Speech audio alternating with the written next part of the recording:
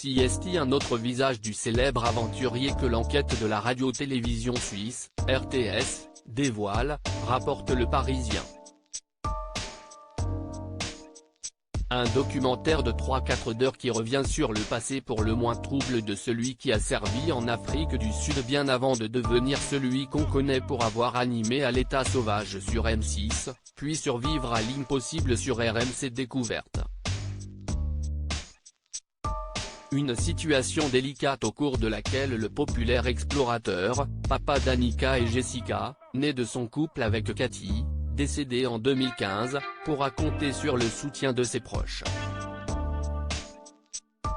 L'avocate et députée socialiste suisse Jessica Jacou a braqué les projecteurs sur le CV de Mike Horn en interpellant son canton de Vaud sur le titre de membre d'honneur attribué à l'aventurier par Vaud Promotion, l'association qui veille à la notoriété et à l'attractivité de la région. Des questions ont en effet émergé après le film sur l'homme dans le magazine télévisé suisse Temps Présent. Il revient notamment sur la jeunesse de Mike Horn, né en 1966, à Johannesburg, en Afrique du Sud. CST en Suisse qu'il s'est ensuite rendu, lors de la fin de l'apartheid, vivant à Châteaudun.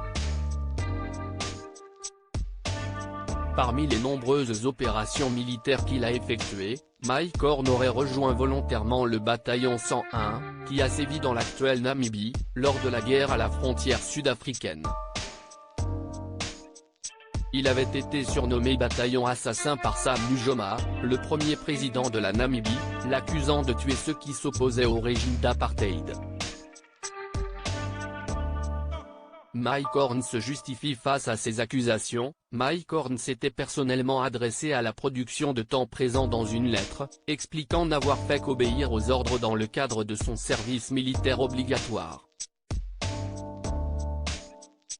Précisant ne pas être présent lors de l'une des opérations très critiquées du bataillon 101, à qui l'on reproche d'avoir assassiné le dirigeant Emmanuel Chifidi à Windhoek en 1986, il affirme « Je regrette aujourd'hui d'avoir participé à ces opérations, bien que j'assume parfaitement tout ce que j'ai fait dans ma vie ». Dans le documentaire, il se montre moins solennel « Moi, je chassais des gens qui voulaient tuer d'autres gens. Comme un policier. Je ne cherchais pas à tuer mais à empêcher des mauvais éléments de tuer des gens que j'aime. » Il précise aussi que les expéditions militaires faisaient partie de sa vie comme aller acheter des croissants. Sur Instagram, sa phrase publiée prend alors un sens particulier, « La vie n'est pas tout le temps facile. Et si on construit que ce qui est facile, dans les moments difficiles, on est perdu. »